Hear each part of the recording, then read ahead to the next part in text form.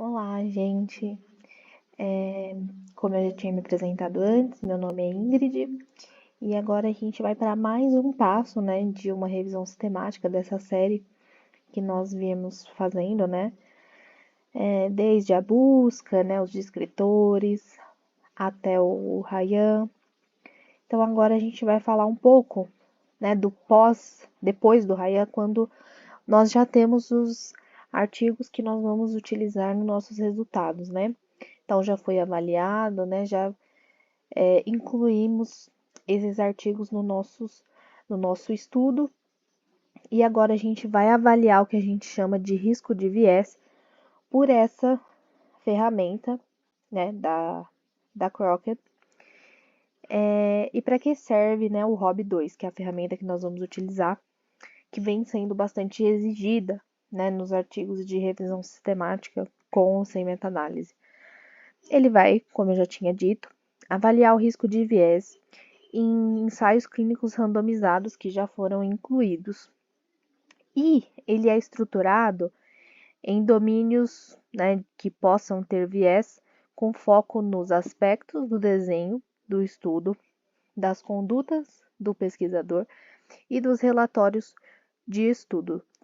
E, com base nisso, o algoritmo, com base no julgamento, né, do avaliador, que eu vou mostrar aqui na parte prática, vai te fazer perguntas, você vai responder com base no artigo, né, com base no método do artigo, e aí ele vai gerar um julgamento do algoritmo e um julgamento, e você tem, né, como colocar o seu julgamento perante aquele artigo.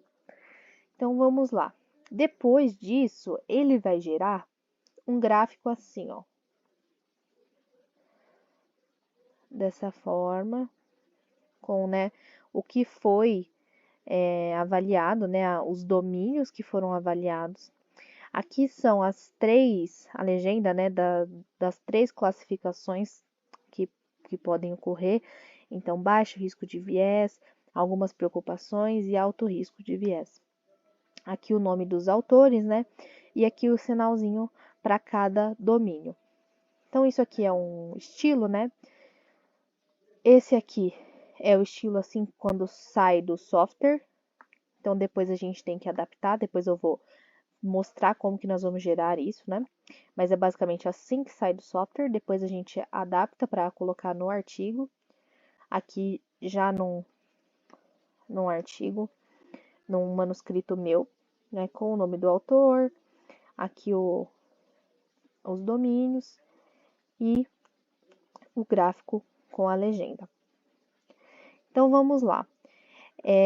Aqui eu vou falar de uma forma muito prática, porque essa ferramenta ela vai exigir muitos conceitos de metodologia científica, muitos conceitos que têm que ser estudados, né, em relação aos ensaios clínicos randomizados, porque ela vai avaliar, né, o método desses artigos.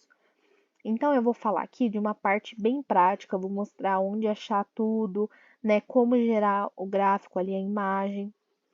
E aí, né, vou mostrar também os manuais que eles fornecem para nós. Então, podemos colocar aqui no Google Rob2 e vamos abrir aqui no site da Cochrane.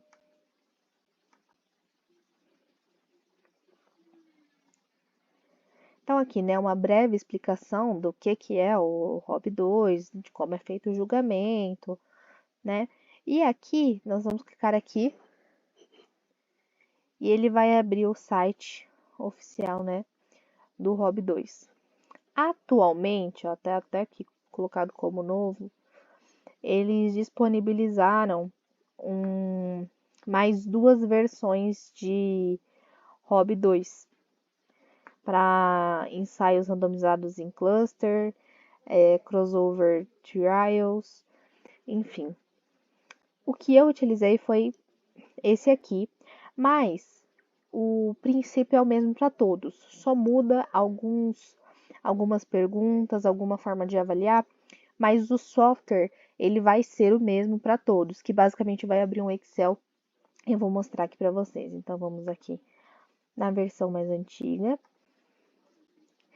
Aqui a gente vai abrir um manual bem detalhado, com uma introdução, o que eles utilizam para avaliar, né? Com base em quê? É um manual bem grande, vale muito a pena, porque ele vai te ajudar a ter uma base para você conseguir responder aquilo. Então, quais são os critérios de avaliação? Enfim, é interessante ler.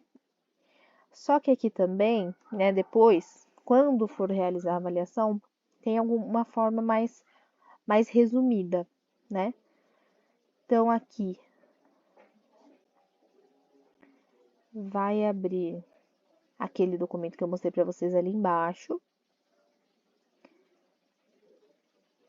Aqui.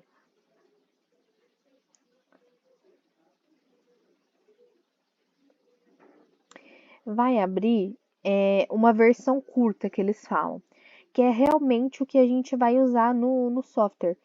Então, depois eu vou mostrar para vocês, mas o software vem exatamente com essas perguntas. Então, aqui, né, o cabeçalho, aqui, né, o que você fez para diminuir o risco de viés. Depois eu vou mostrar lá no software. E aí as questões que ele vai te perguntar, você pode responder como sim, provavelmente não, não, ou não tem essa informação. E aqui eles têm o porquê, né? Que eles perguntam, e é aqui que vocês vão conseguir entender o quando você tem que colocar o sim, ou provavelmente não. Porque tem cada pergunta e por que que eles elaboraram essa pergunta, o que que eles estão querendo investigar. E aí, com base nisso, você vai lá no artigo que você está avaliando e vai buscar os critérios, né, que eles definem aqui. Então, são essas questões, aqui tem o domínio 1, né, sobre o processo de randomização, com algumas perguntas. Aqui tem como o algoritmo trabalha. Então, quando você responde sim, provavelmente sim, quando que vai ser um baixo risco, ou quando vai ter algumas preocupações, ou quando vai ter um alto risco. Aqui já passa para o segundo domínio, né, que é na parte das intervenções. Também a mesma coisa, né? O porquê que eles têm esse critério, porquê que eles fazem essa pergunta.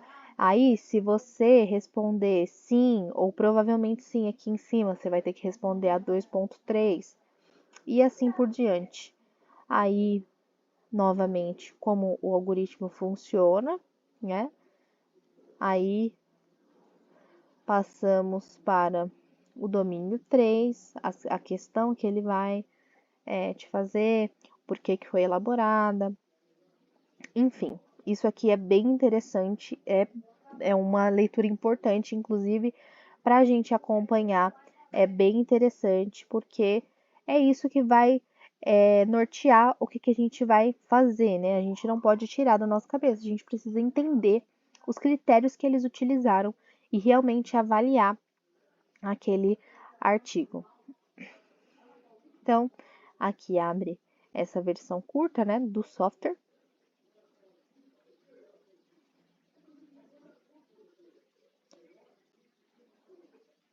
Aqui abre aquele esse mesmo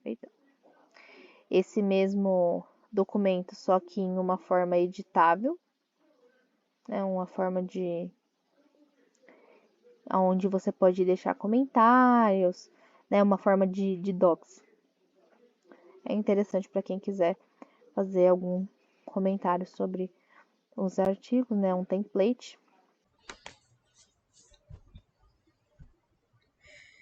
Então, gente, agora a gente vai falar da ferramenta propriamente dita, né? Então, depois que a gente já passou ali pelos navegadores, né?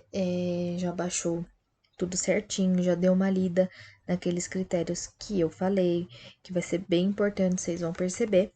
Aqui a gente abre o software, né? Que é um Excel. Aqui é que eu já cliquei, mas aqui vai aparecer um link de um PDF que vai dar, né, lá em um manual, que é um manual bem mais específico para usar a ferramenta mesmo.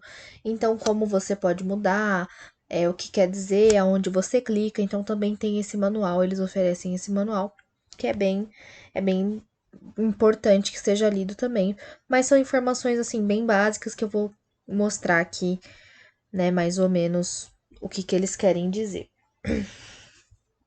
Aqui eu vou colocar outro número, depois eu volto para explicar essa situação aqui que já veio automático.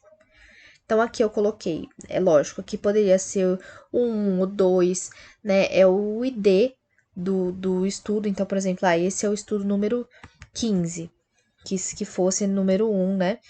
Então, essa parte aqui é bem importante, porque aqui depois você consegue selecionar se você precisar voltar naquele artigo. Então, eu preciso voltar aqui e refazer a minha avaliação. Eu clico ali, tá? Então, eu botei aqui, botei de exemplo 15, e a partir do momento que eu coloco outro número aqui, você vê que ele já limpa toda essa tela para começar novamente. Então, aqui o assessor é, né, tipo, o avaliador, então, um avaliador 1 ou 2 é mais para organização, e o número do estudo também é mais para organização. Na verdade, esse cabeçalho aqui de cima, ele é mais utilizado para organização mesmo, porque isso não influencia nem aqui nesse processo dos domínios, né? E nem na imagem, porque a gente não utiliza isso. É mais para organização mesmo. Então aqui é mais para organização, qual que é o experimental, com que você vai comparar. É mais sobre isso. Em relação a esse tópico, também não é algo que influencie na forma, né, na imagem final. Mas é ele, né, perguntando que fontes foram obtidas para ajudar e informar a avaliação do risco de viés. Então, para quem quiser adicionar, pode adicionar. O que realmente vai alterar é a partir daqui. Aqui ele vai te perguntar se você vai. O objetivo da equipe de revisão. Se é avaliar o efeito da atribuição à intervenção, que é a intenção de tratar, ou avaliar o efeito da adesão à intervenção, que é o efeito de por protocolo, né? Então, aqui vamos ter um exemplo que essa é a situação. Se eu colocasse, né, de um efeito por protocolo, eu teria que preencher esse tópico aqui também, tá? Então, vamos manter aqui, por exemplo. Então, aqui embaixo a gente tem os domínios e o que eles avaliam, né? Até aqui em cima eles falam o que eles estão avaliando. Então, vamos lá. Aprendendo a usar a ferramenta mesmo. No domínio número 1, que ele vai falar lá sobre o risco de enviesamento decorrente do processo de randomização, ele vai fazer perguntas como: a sequência de atribuição foi aleatória? E aí é igual eu volto a falar que é importante entender os critérios que eles colocam lá naquele resumo, né, que eles fazem, qual o critério para responder sim, o critério para responder não, o que eles pedem, o que eles querem dizer com isso.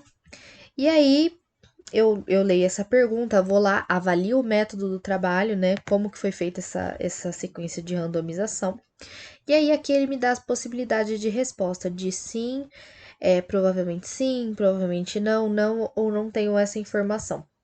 Então vamos aqui, aí temos a segunda e a terceira pergunta. Se caso, eu tô colocando aqui um exemplo, tá? Se caso for necessário colocar alguma descrição para depois em algum julgamento, para depois quando precisar lembrar, enfim, pode colocar aqui que vai ficar salvo também. Aí aqui embaixo vai ser o julgamento do algoritmo. Então, o algoritmo julgou e agora é o meu julgamento, né? O julgamento do avaliador. Então, por exemplo, vamos colocar aqui que tem baixo risco de viés. A gente tem essa parte aqui desse opcional também, que vai falar sobre a direção prevista do enviesamento no processo de randomização. Então, se for necessário, se o avaliador achar necessário responder, ele pode responder. Então, aí a gente passa para o segundo domínio, que é sobre o risco de enviesamento devido aos desvios das intervenções previstas, né? No caso de efeito da atribuição à intervenção. Então, aqui a gente tem todas essas perguntas. E aqui, por exemplo, a pergunta 2.3, ela só vai ocorrer se eu der sim para a pergunta aqui 2.1 ou 2.2. Então, é bom ficar atentos nisso também. Então, por exemplo, vamos dar um exemplo aqui. Aí a gente vem aqui, gera o julgamento do algoritmo e geramos o nosso julgamento. Passamos para o domínio 3, que vai falar sobre o risco de enviesamento devido à falta de dados sobre os resultados, né? Que aí ele vai fazer perguntas: esses resultados estavam disponíveis para todos ou quase todos os participantes que foram aleatórios? Se não estiver, tem prova que o resultado não foi enviesado? Essa é mais ou menos as perguntas que eles fazem aqui. Então, vamos colocar como se fosse um exemplo. Vamos gerar a resposta do algoritmo e o nosso julgamento. Aí a gente vai para o domínio 4, que é sobre o risco de parcialidade na medição do resultado. Então, ele vai perguntar: o método de medir o resultado foi adequado? Será que a medição ou verificação do resultado pode ter diferido entre os grupos de intervenção?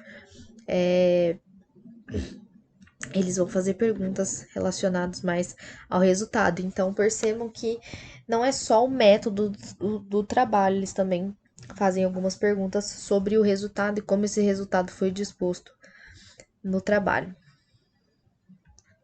Então, mesma coisa, a gente gera aqui a nossa resposta, né, de acordo com o artigo, gera o algoritmo e gera o nosso julgamento. E aqui no quinto domínio, que é o risco de enviesamento na seleção do resultado comunicado. Então, vamos botar um exemplo aqui.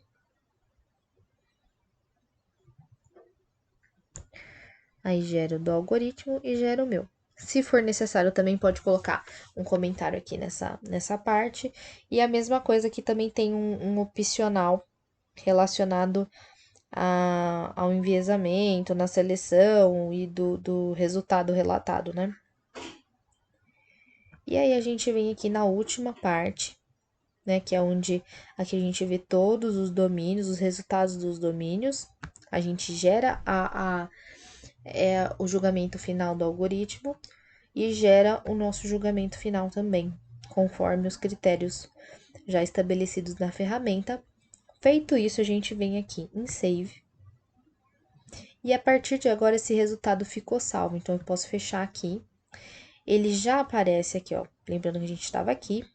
Se eu venho aqui em resultados, ele já aparece, porque aqui é a forma que eles utilizam para contabilizar, né? Para formar aquela figura. E aí, a gente já pode vir aqui em figuras. E tá aqui a figura do artigo aqui que eu coloquei como 10. E aqui do artigo que eu coloquei como 15. Então, tá aqui a figura com os domínios certinho, né? Da forma que eu já expliquei como vai ficar depois. A gente vai salvar aqui. Viemos aqui em salvar como PDF.